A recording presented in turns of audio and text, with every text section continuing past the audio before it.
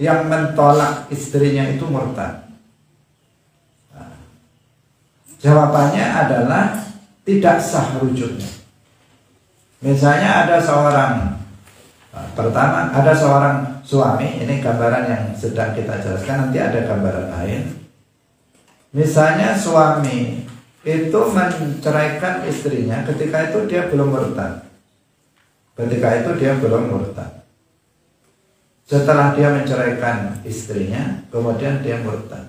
Salatullah, salamullah, ala al-hadi, Rasulillah. Assalamualaikum warahmatullahi wabarakatuh.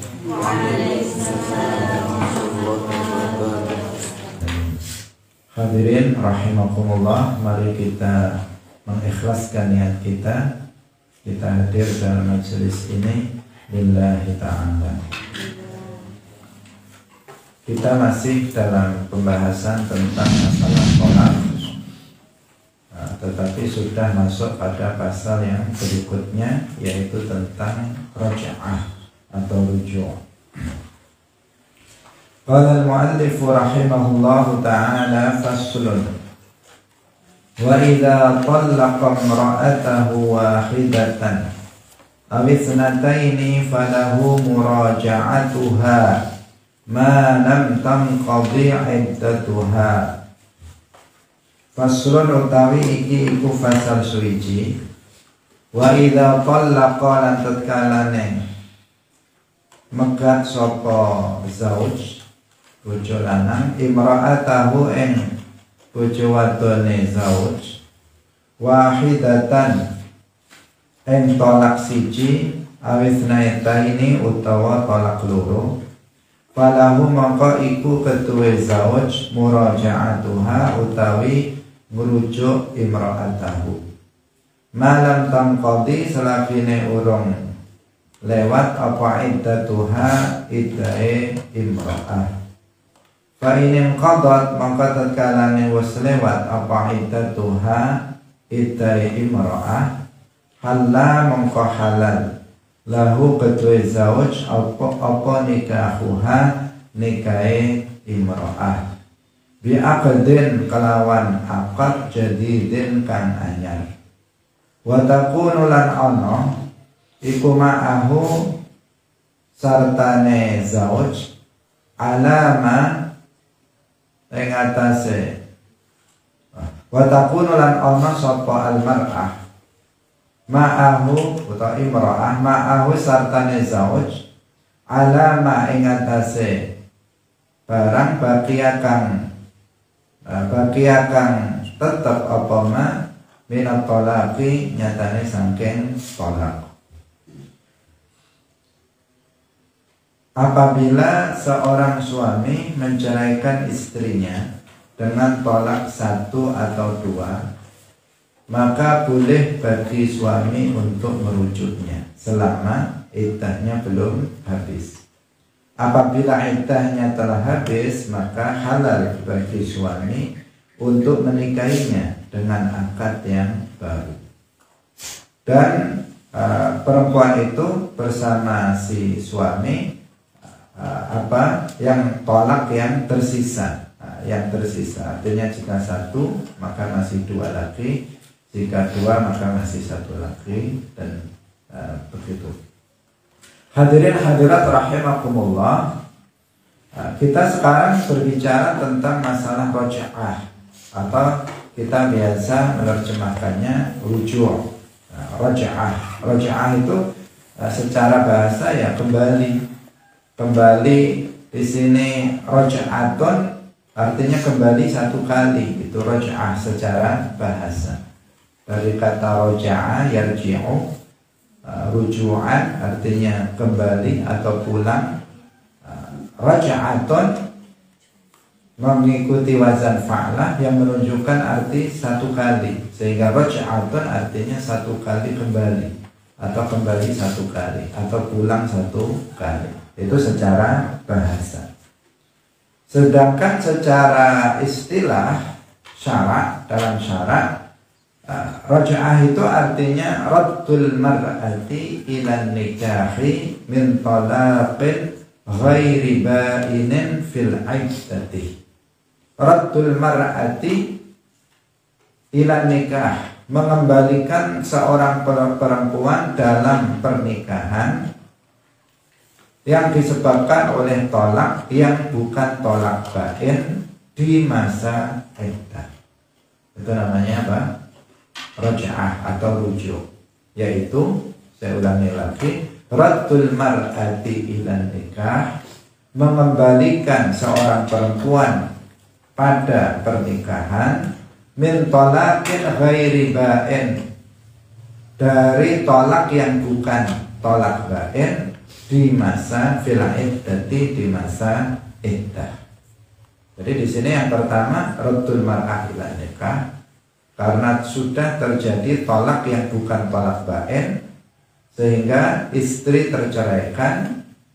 Nah, rujuk itu mengembalikan si perempuan yang sudah diceraikan dengan cerai yang bukan bain, yaitu tolak raj'i, pada pernikahan seperti semula di masa iddah. Itu yang disebut dengan apa? Raj'ah, atau kita sering menyebutnya rujuk. Hadirin hadirat rahimakumullah, tolak yang boleh bagi suami untuk merujuk kembali istrinya itu 2 kali. Itu bagi, kemarin kita katakan, bagi suami yang merdeka. Dalam Al-Quran disebutkan at-talaqu marratan. Tolak itu 2 kali. Artinya tolak itu, tolak yang boleh rujuk setelahnya itu 2 kali. Itu bagi laki-laki yang merdeka. Kalau bagi suami yang budak, seperti yang sudah kita jelaskan kemarin, dia hanya memiliki 2 tolak. Kalau laki-laki merdeka punya 3 tolak. Berarti kalau 3 tolak, yang bisa rujuk 2, yang 1 nggak bisa. Kalau hamba sahaya dia hanya memiliki 2 tolak, maka berarti yang bisa rujuk hanya 1. Kalau sudah 2 maka tidak bisa suami yang hamba sahaya untuk merujuk istrinya kembali dalam pernikahannya.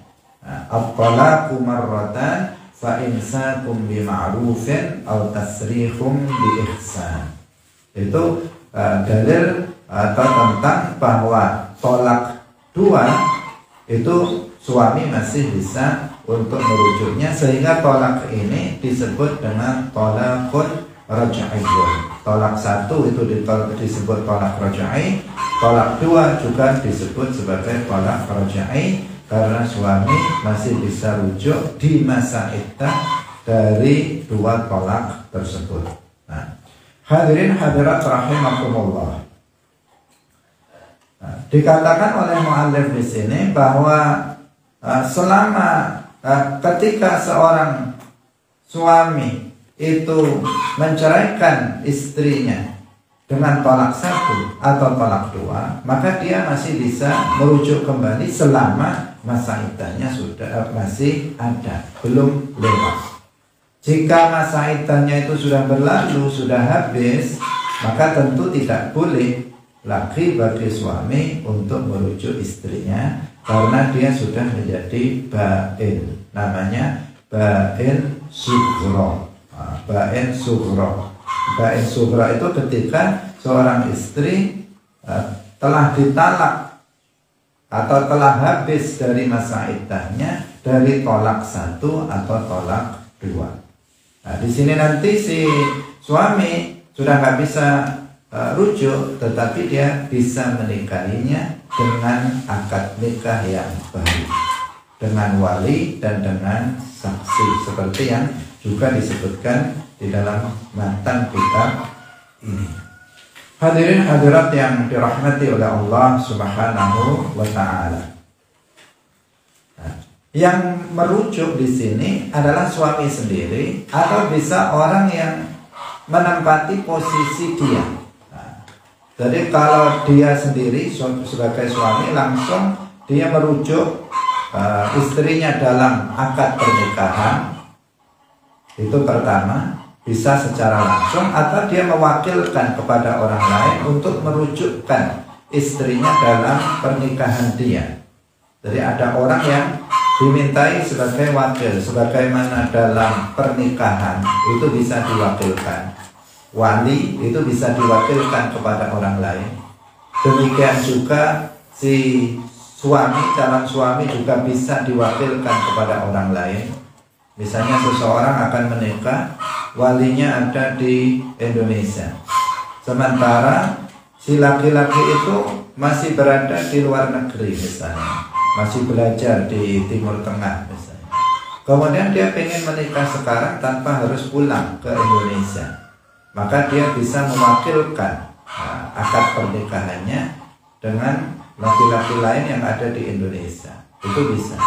Namanya di sini dia sebagai wakil.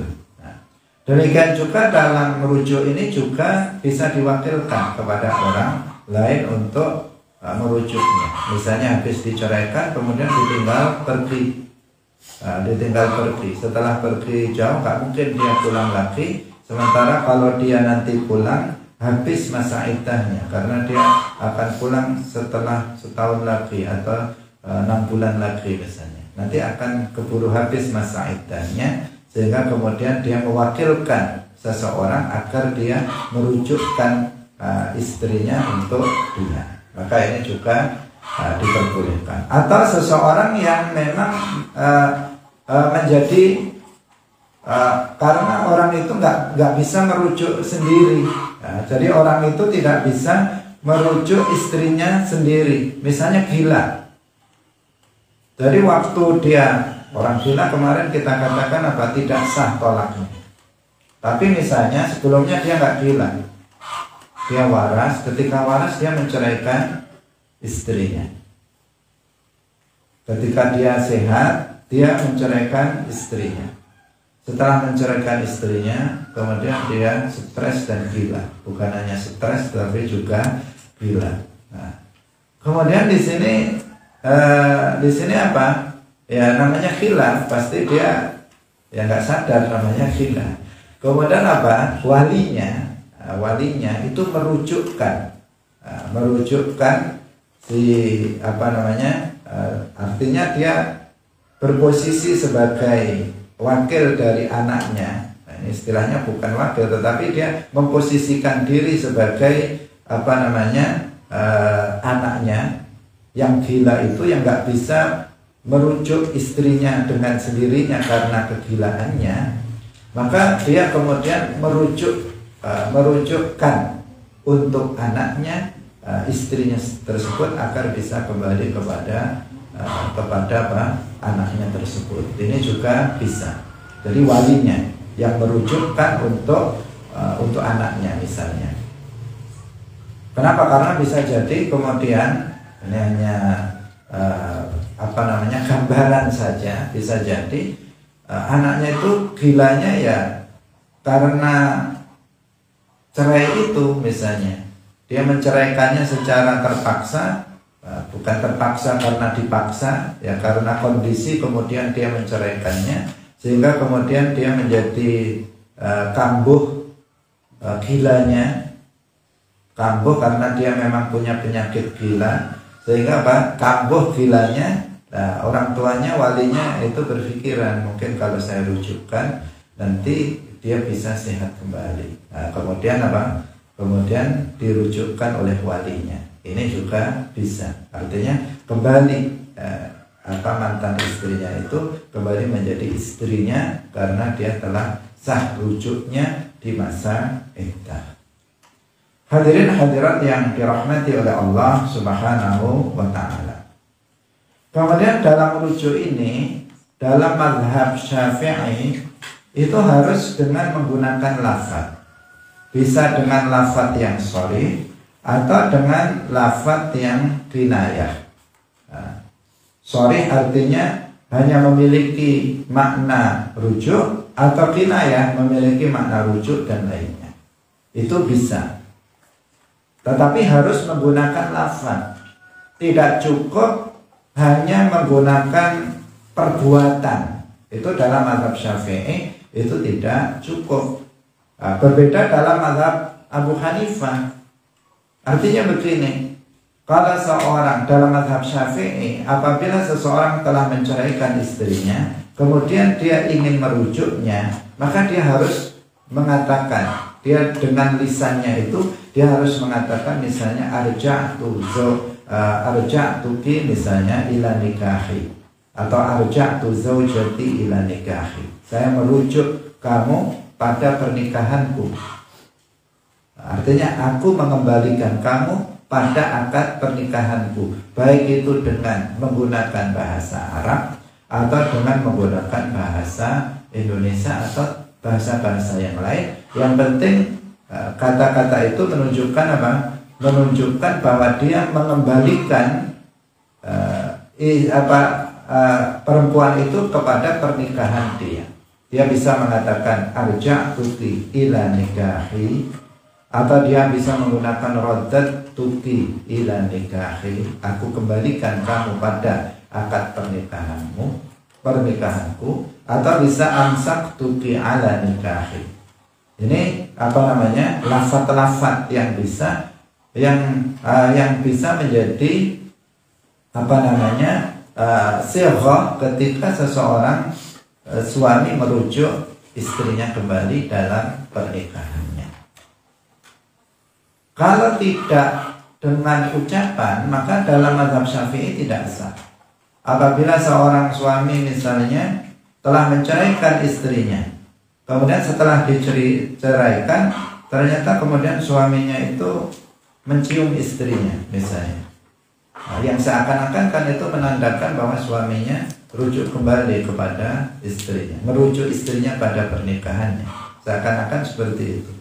Maka itu tidak sah rujuknya menurut Imam Syafi'i radhiyallahu anhu. Atau misalnya setelah diceraikan, kemudian suami gak ngomong-ngomong, tiba-tiba suami itu menjima istrinya lagi. Ini juga tidak sah menurut Imam Syafi'i radhiyallahu anhu, karena itu tidak berupa ucapan, dia berupa perbuatan. Karena menikah saja dia harus dengan dengan ucapan kan. Pernikahan itu kan dengan ijab dan qabul, ada sighah ijab dan qabul. Demikian juga dalam merujuk ini, dalam mazhab Syafi'i harus suami ngomong dulu sebelum dia melakukan perbuatan, misalnya menciumnya atau menjimaknya, maka dia harus ngomong dulu. Kalau dia mau rujuk, mengatakan arja'tuki ila nikahi, aku kembalikan kamu dalam akad pernikahanku. Maka jadi di sini tidak disyaratkan ada ridho dari istri. Kalau tolaknya itu 1 atau 2, tidak harus ada keridhaan dari istri.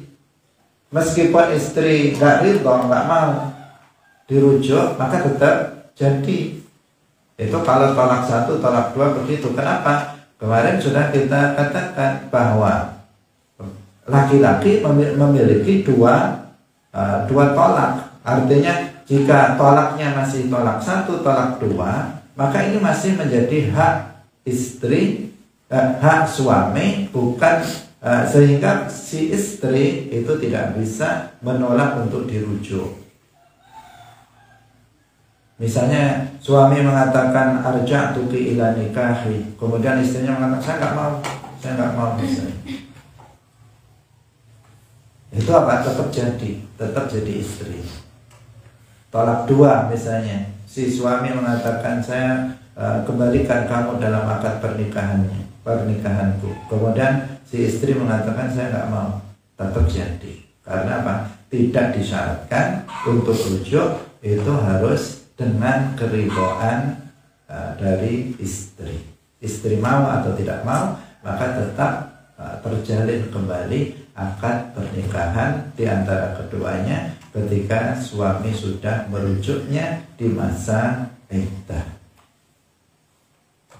Bisa dipahami? Hadirin rahimakumullah. Kemudian suami ketika dia merujuk istrinya itu dengan kata-kata seperti yang tadi kita sebutkan, tidak boleh ditaklik. Tidak boleh ditaklik. Ditaklik itu misalnya diberi kata-kata jika. Jika misalnya suami mengatakan arja'tu zaujati ila nikahi atau arja'tuki ila nikahi idza radiya fulan, misalnya dia mengatakan saya kembalikan kamu pada pernikahanku jika si fulan itu ridho. Saya rujuk kamu kembali, saya kembalikan kamu dalam pernikahanku jika bapak kamu mau, misalnya, atau jika saudara kamu setuju, maka kamu saya rujuk. Ini nggak sah, nggak sah. Kalau rujuk ya langsung arja'tuki ila nikah, nggak usah jika. Kenapa? Karena di sini tidak harus ada syarat keridhaan dari istri atau keridhaan dari ayahnya atau keridhaan dari keluarganya, enggak. Ini masih menjadi hak suami. Maka jika suami mengatakan arja'tuki ila nikahi, sudah selesai. Sehingga enggak boleh kalau mau rujuk, artinya enggak boleh, itu tidak sah apabila seorang suami dalam merujuk istrinya itu diberi taklik. Jika misalnya dia mengatakan jika ayahmu setuju, saya merujuk kamu, saya kembalikan kamu dalam akad pernikahan. Jika misalnya bapak kamu setuju, maka saya akan rujuk kamu, saya kembalikan kamu dalam akad pernikahanku.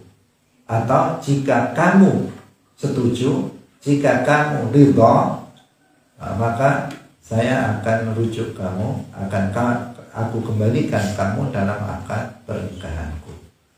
Nah ini apa? Malah nggak sah jika dikatakan kata-kata jika kamu ridho.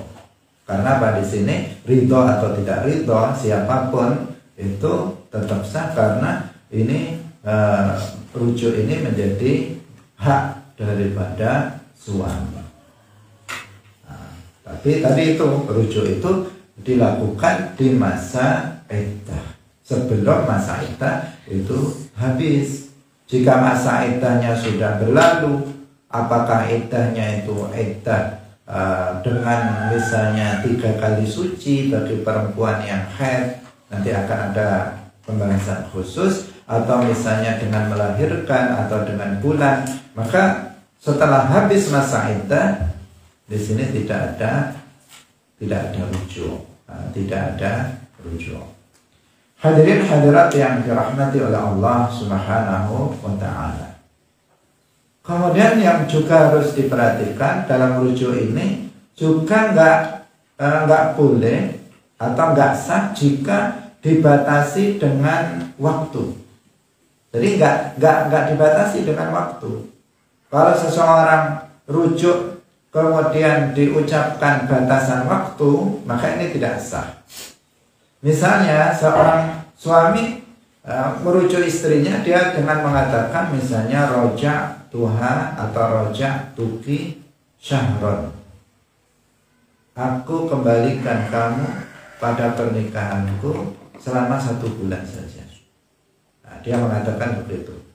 Ada kata-kata apa? Syahron, roja tuki ila nikahi syahron, atau roja tuha syahron, roja tuki syahron, misalnya. Dia mengatakan saya merujuk kamu selama 1 bulan. Atau roja tuki sanatan, saya merujuk kamu selama 1 tahun.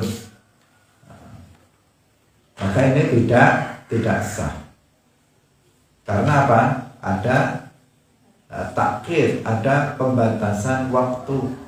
Sebagaimana dalam pernikahan, kemarin di awal pembahasan kita juga kita sampaikan bahwa nggak boleh ada pembatasan waktu. Misalnya walinya mengatakan saya nikahkan kamu dengan putriku yang bernama si fulana selama 1 tahun. Itu nggak boleh. Itu namanya apa? Mut'ah. Itu hukumnya haram. Ada pembatasan waktu. Dalam pernikahan nggak ada pembatasan waktu. ketika seseorang telah menceraikan istrinya, kemudian dia ingin merujuknya kembali, juga tidak boleh ada batasan waktu.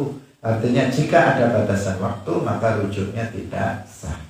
Nah, harus langsung seperti yang tadi di awal kita jelaskan, dia mengatakan raja'tuki ila nikahi, langsung begitu saja.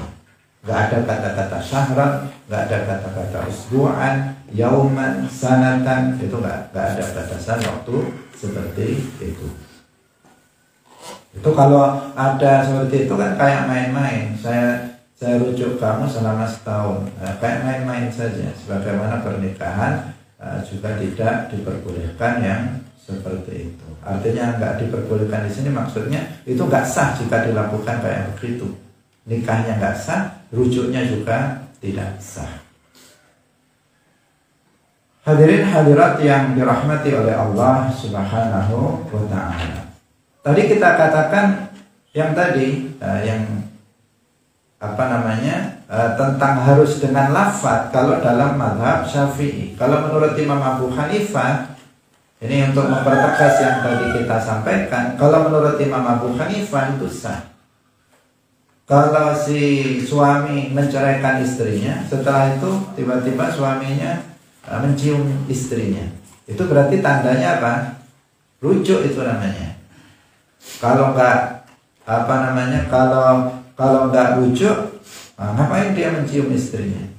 Atau dia misalnya menjima istrinya. Maka dengan suami mencium istrinya misalnya atau menjimanya, itu sudah menunjukkan bahwa suami itu rujuk. Itu menurut siapa?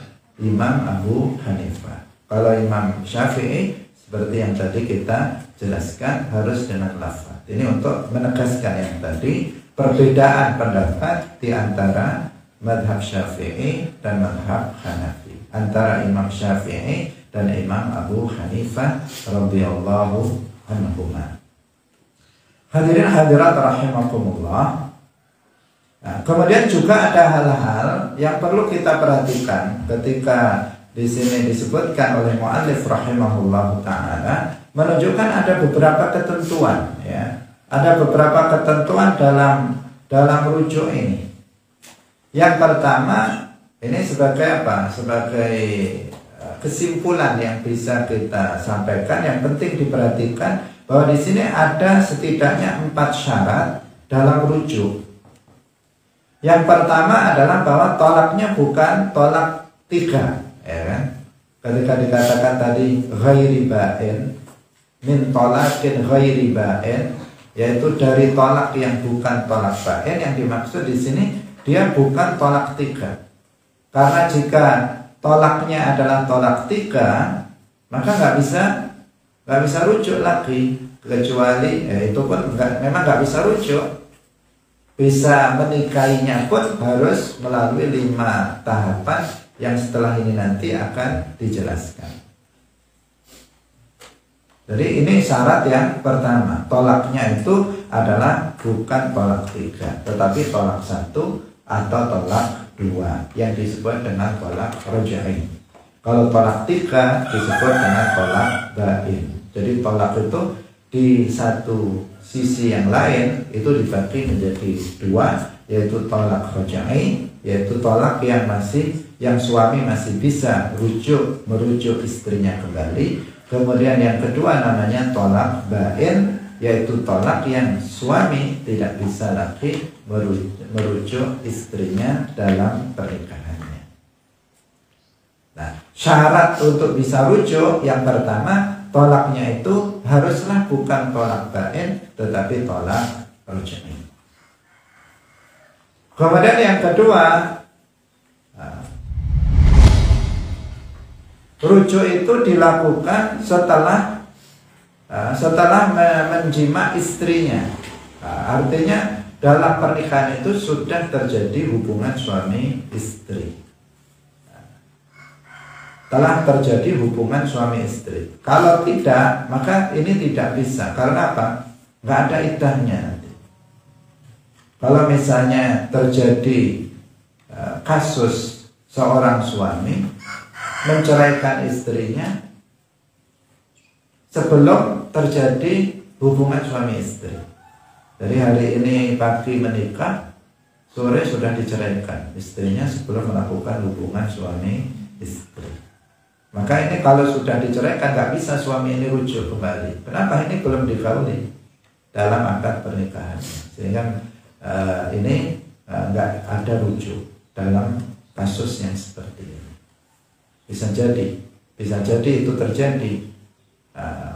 Kalau yang kita ceritakan kan dalam jangka waktu yang pendek, bahkan dalam jangka waktu yang panjang itu mungkin terjadi seorang suami istri itu tidak melakukan hubungan suami istri karena misalnya si istrinya nggak mau digauli oleh suaminya.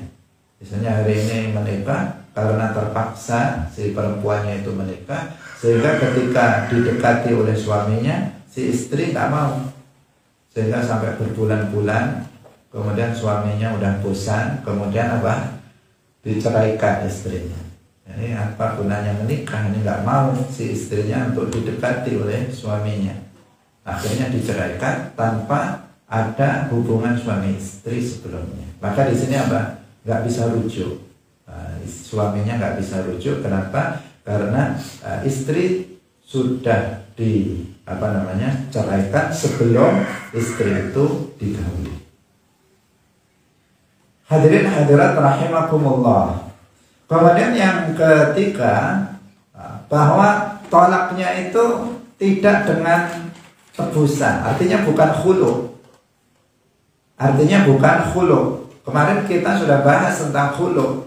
Khulu itu kan menceraikan, suami menceraikan istrinya dengan tebusan dari istri kepada suami. Istri membayar kepada suami sejumlah harta tertentu, misalnya agar suami menceraikannya. Itu khulu. Kalau khulu, tolaknya itu berupa khulu, maka suami nggak bisa rujuk. Karena sudah ditebus, istri sudah bebas. Istri sudah menebus dirinya dengan membayar suami sejumlah harta. Maka di sini si istri sudah bebas. Suami nggak bisa kemudian saya rujuk kamu kembali, uangnya sudah diterima, tebusannya sudah diterima. Kemarin kan kita katakan mayoritas ulama itu mengatakan bahwa khulu itu adalah tolak, ya kan? Artinya ketika suami itu menjatuhkan khulu kepada istrinya, berarti istrinya tertolak dan dia masuk dalam masa iddah. Di masa iddah dari khulu ini suami nggak bisa rujuk. Karena apa? Khulu. Yang bisa rujuk itu apabila tolaknya bukan khulu. Tolak 1, tolak 2 bukan khulu. Jika khulu nggak bisa lagi suami untuk rujuk.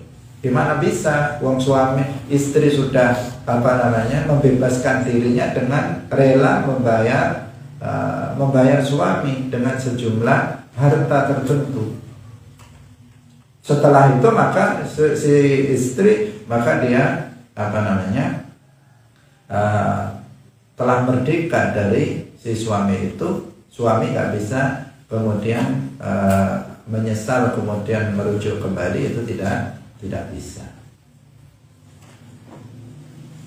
Bahkan kemarin kita telah sampaikan ada qaul dari Imam Syafi'i, yaitu qaul qadim, yang mengatakan bahwasanya khulu itu adalah fasakh. Ada yang berkata seperti itu. Jika yang mengatakan itu tolak, artinya dia ada iddah, itu pun nggak bisa rujuk suami. Artinya nggak bisa merujuk istrinya pada pernikahannya. Ini syarat yang ketiga. Untuk bisa rujuk itu tolaknya itu bukan khulu. Jika khulu maka nggak bisa. Kemudian yang keempat, rujuk dilakukan sebelum selesainya masa iddah. Jadi rujuk dilakukan sebelum selesainya masa iddah. Jika masa iddahnya itu sudah selesai, sudah habis, maka berarti nggak bisa rujuk. Karena tadi dalam definisi apa? Fil iddati, rujuk itu di masa iddah. Setelah habis masa iddah berarti istri sudah menjadi bain. Namanya tadi apa? Bain sughra. Di sini tidak lagi boleh si suami untuk merujuk istrinya kembali. Nah, hadirin hadirat rahimakumullah. Tetapi halal bagi suami untuk menikahinya kembali.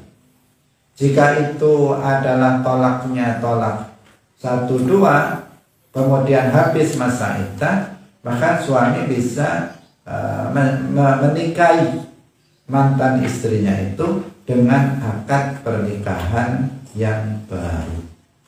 Dengan akad pernikahan yang baru. Akad pernikahan yang baru artinya dengan ada walinya dan ada 2 orang saksi, ada ijab, ada qabul. Harus seperti itu setelah habis masa habis masa iddah. Nah, jadi masa iddah ini merupakan rahmat ya, yang diberikan Allah kepada pasangan suami istri dalam sebuah keluarga, agar seseorang itu bisa memanfaatkan masa iddah ini untuk kemudian berpikir apakah suami akan merujuk istrinya kembali atau melepaskannya. Ini waktu si mantan suaminya itu dia untuk bisa berpikir. Hadirin hadirat rahimakumullah. Kalau tolaknya tolak 3 seperti yang tadi kita sebutkan, tentu ini nggak bisa rujuk. Sudah jelas nggak bisa rujuk. Kalau tolak 1-2 bisa rujuk di masa iddah. Habis masa iddah sudah nggak bisa lagi untuk rujuk, tetapi dia bisa menikahi mantan istrinya itu dengan akad pernikahan yang baru. Hadirin hadirat yang dirahmati oleh Allah Subhanahu wa ta'ala. Sekarang bagaimana jika orang yang mentolak istrinya itu murtad? Jawabannya adalah tidak sah rujuknya. Misalnya ada seorang suami, ini gambaran yang sedang kita jelaskan, nanti ada gambaran lain. Misalnya suami itu menceraikan istrinya ketika itu dia belum murtad. Setelah dia menceraikan istrinya, kemudian dia murtad dengan meyakini keyakinan yang kufur. Misalnya dia terpengaruh oleh Wahabi sehingga dia meyakini Allah itu bertempat. Dia mengatakan Allah itu bertempat tinggal di langit atau di atas arsy. Atau dia meyakini bahwa Allah memiliki anggota badan. Ini namanya tajussim, paham tajussim. Orangnya mujassim, dan Imam Syafi'i mengatakan al-mujassimu kafir. Orang yang mujassim itu menjadi kafir, artinya dia bukan muslim. Kalau dia awalnya muslim kemudian meyakini keyakinan seperti itu, maka berarti dia jatuh menjadi murtad. Setelah itu dalam masa iddah ini, jadi murtadnya kapan? Setelah mentolak. Setelah mentolak istrinya, kemudian dia murtad, meyakini keyakinan kufur. Setelah itu dia kemudian berpikir untuk merujuk istrinya di masa iddah. Bisa apa tidak? Nggak bisa. Tidak bisa. Sama sekali tidak bisa. Atau misalnya suami itu murtad dengan mengucapkan ucapan yang kufur. Misalnya dia menghina Allah, atau dia mencaci maki Nabi, atau dia mencaci maki malaikat, atau menghina syariat Islam, maka dia menjadi murtad. Di masa iddah, ketika dia telah menceraikan istrinya, di masa iddah dia nggak bisa mengembalikan istrinya dalam akad pernikahannya, atau melakukan perbuatan yang kufur sehingga menjadi murtad. Misalnya dia menginjak Al-Quran dengan sengaja, atau ada kertas berisi Al-Quran, hadis atau ilmu-ilmu syara dia buang di tempat-tempat yang najis dan kotor, maka dengan perbuatannya dia menjadi murtad. Jika dia di masa iddah ingin merujuk istrinya kembali, nggak sah, rujuknya tidak sah. Kenapa? Karena pernikahan orang murtad dari awalnya memang sudah nggak sah. Kita sudah pelajari bahwa orang yang murtad itu tidak sah pernikahannya dengan siapapun. Orang murtad menikah dengan muslimah nggak sah. Orang murtad menikah dengan Yahudi Nasrani tidak sah. Orang murtad menikah dengan musyrikah, orang musyrik, penyembah berhala, nggak sah. Orang murtad menikah dengan perempuan murtadah, sama-sama murtadnya, nggak sah. Orang murtad nggak sah menikah dengan siapapun. Nah, itu intinya kan begitu, hukum dasarnya itu begitu. Maka jika seorang suami setelah menceraikan istrinya kemudian dia murtad, maka dia nggak bisa rujuk. Dia nggak bisa melakukan raja'ah, dia nggak bisa mengembalikan istrinya dalam akad pernikahannya lagi. Hadirin hadirat rahimakumullah. Apalagi jika riddah itu dilakukan di saat masih terjalin akad pernikahan di antara keduanya. Masih terjalin, artinya suami nggak menceraikan istrinya. Jadi suami tidak menceraikan istrinya, tapi di tengah-tengah keberlangsungan keluarga dia, si suami ini atau bahkan juga si istri misalnya, salah satu dari suami atau istri itu kemudian murtad, meyakini keyakinan kufur, atau melakukan perbuatan kufur, atau mengucapkan ucapan kufur, salah satu dari suami istri. Maka apa yang terjadi di sini kan bukan tolak yang terjadi, tetapi apa? Fasakh terjadi, rusak akad pernikahannya, itu batal. Akad pernikahannya batal. Jika riddah ini dilakukan oleh salah satu dari suami istri sebelum terjadinya jima, sebelum terjadinya hubungan suami istri, langsung batal akad pernikahannya. Sekarang dia melakukan akad pernikahan, 1 jam kemudian salah satu dari keduanya murtad, batal akad pernikahan. Belum melakukan hubungan suami istri sudah ada yang murtad salah satunya, maka batal akad pernikahan. Kalau sekarang dia sudah melakukan hubungan suami istri, anaknya sudah 10 misalnya, sampai banyaknya, atau misalnya 1 atau 2 misalnya, nggak harus banyak. Tapi untuk menggambarkan bahwa di sini apa? Sudah terjadi hubungan suami istri di antara keduanya, atau bahkan belum punya anak, tapi sudah melakukan hubungan suami istri. Maka apa yang terjadi di sini?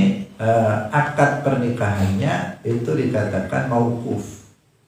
Mauquf itu terhenti sejenak, tidak dikatakan rusak, juga tidak dikatakan berjalan. Si suami nggak boleh menggauli istrinya jika dia murtad, misalnya salah satu murtad, dia menggantung di masa iddah. Jika di masa iddah orang yang murtad, di antara suami istri yang murtad itu tidak kembali kepada Islam dengan mengucapkan 2 kalimat syahadat, karena pintu Islam itu adalah an-nutqu bisyahadatain, mengucapkan 2 kalimat syahadat dengan niat masuk Islam. Itu pintu Islam. Maka kalau ada orang murtad ingin masuk kembali ke dalam agama Islam, harus mengucapkan 2 kalimat syahadat. Di masa iddah ini Yang kufur, yang murtad itu nggak kembali kepada Islam, nggak mengucapkan 2 kalimat syahadat untuk kembali kepada Islam, maka bubar. Pernikahannya bubar, rusak, infasakha an-nikah. Jadi pernikahannya itu menjadi rusak. Udah bukan suami istri lagi. Kalau ternyata di masa iddah, ini kita bicara bagian yang kedua, yaitu riddahnya dilakukan setelah keduanya melakukan hubungan suami istri. Kalau ternyata di masa iddah salah satu dari suami istri itu yang murtad tadi kembali kepada Islam dengan mengucapkan 2 kalimat syahadat, maka terjalin kembali. Ikatan pernikahannya tersambung kembali tanpa harus rujuk, tanpa harus melakukan akad pernikahan kembali. Tersambung kembali secara otomatis dengan masuknya kembali orang ke dalam Islam, orang yang murtad tersebut. Hadirin hadirat rahimakumullah. Karena itulah maka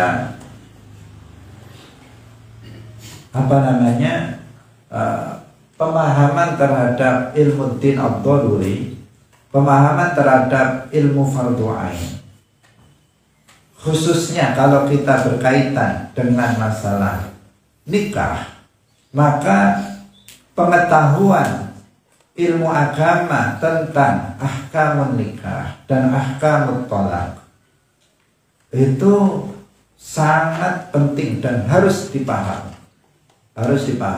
Ahkamut thalaq, ahkamun nikah, dan juga ilmu din ad-daruri secara umum. Di antara ilmu din ad-daruri adalah ahkamur riddah. Ahkamur riddah, hukum-hukum yang berkaitan dengan riddah. Ini termasuk ilmu din ad-daruri, ilmu fardhu ain. Kalau suami istri menikah, kemudian salah satu dari keduanya nggak paham ahkamur riddah, bahaya atau tidak? Sangat berbahaya. Nggak menikah saja nggak paham ahkamur riddah berbahaya, apalagi menikah tambah berbahaya. Kenapa? Nggak menikah dia nggak paham ahkamur riddah, dia bisa murtad sendiri, artinya dia nggak akan pengaruh dengan nikahnya. Tetapi kalau dia mati dalam keadaan murtad, tempatnya apa? Di jahannam, fi qa'ri jahannam selama-lamanya. Apalagi kalau dia menikah nggak paham ilmu din ad-daruri, nggak paham tentang ahkamur riddah. Bisa jadi dalam perjalanan panjang dia berkeluarga, bukan bisa jadi, memang hampir dikhawatirkan betul-betul terjadi. Salah satu dari suami istri itu kemudian dia mengucapkan kata yang kufur, meyakini keyakinan yang kufur, atau melakukan perbuatan yang kufur. Jika suaminya kemudian ternyata meyakini keyakinan kufur, habis akad pernikahannya. Jika si istri ternyata yang bodoh, kemudian dia mengucapkan kata-kata kufur, habis pernikahannya. Dengan rincian penjelasan yang tadi sudah kita jelaskan. Nah, seperti itu, maka jangan dibuat mudah. Jangan dibuat mudah. Misalnya mencari suami nggak paham agama, apalagi ahkamur riddah nggak paham. Bisa jadi nanti setelah melakukan akad pernikahan murtad suaminya itu tanpa disadari. Karena sudah kita pelajari dalam ahkamur riddah, seseorang untuk jatuh dalam kekufuran itu dia tidak harus tahu hukumnya. Dia tidak harus kemudian ridho dengan kekufuran yang diucapkannya. Dia tidak disyaratkan harus berniat keluar dari Islam. Meskipun dia nggak berniat keluar dari Islam, nggak tahu hukumnya, tetapi dia mengucapkan ucapan yang kufur, meyakini keyakinan yang kufur, maka dia menjadi murtad. Mau atau tidak mau, dia jatuh pada murtad. Jika dia kebetulan adalah seorang suami, atau kebetulan dia adalah seorang istri, maka habis pernikahannya pada waktu itu.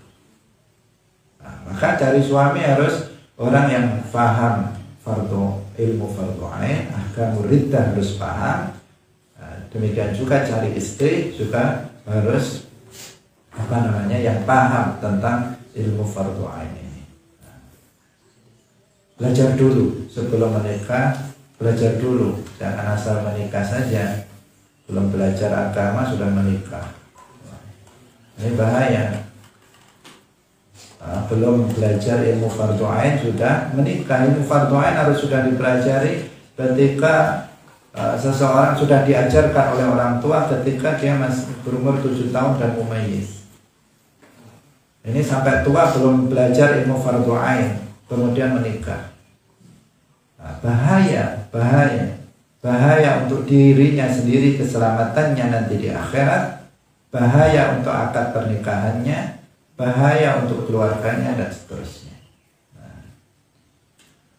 Jangan sampai hal yang seperti ini nanti dipandang sebagai sesuatu yang remeh.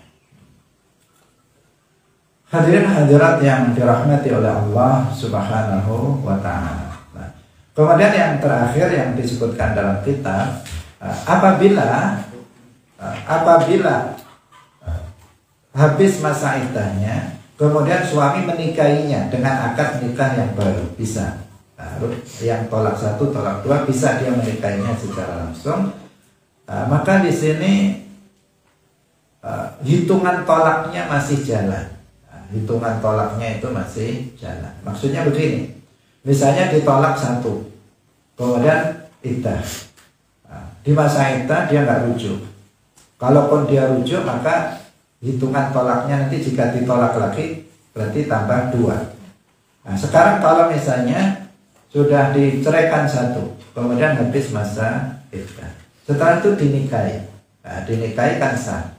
Setelah dinikahi, hitungan kalau dia menceraikan istrinya lagi, hitungan awal atau ditambahkan dengan yang pertama? Jawabannya ditambahkan dengan yang pertama. Yang pertama tadi sudah 1, kemudian nikah lagi. Setelah habis masa iddah, dia sudah nggak punya kesempatan rujuk sehingga dia nikah baru. Kemudian dia menceraikannya lagi. Hitungannya nambah 1, berarti sudah 2. Bukan kemudian karena ini pernikahan yang baru, maka berarti tolaknya menghitungnya dari awal lagi, enggak. Tetapi ditambahkan dengan tolak pada pernikahan yang pertama. Jika sudah 2, maka berarti kalau dia menceraikan lagi dalam akad pernikahan yang kedua atau yang ketiga, maka jatuhlah 3, menjadi bain kubro. Nah, demikian yang bisa kita sampaikan pagi hari ini. Insya Allah besok kita akan berbicara bagaimana jika si istri itu sudah diceraikan dengan cerai 3. Nah, bagaimana yang harus hukum-hukum yang berkaitan dengan masalah itu. Barakallahu fikum wallahu muwaffiq ila aqwamit thariq. Wassalamualaikum warahmatullahi wabarakatuh.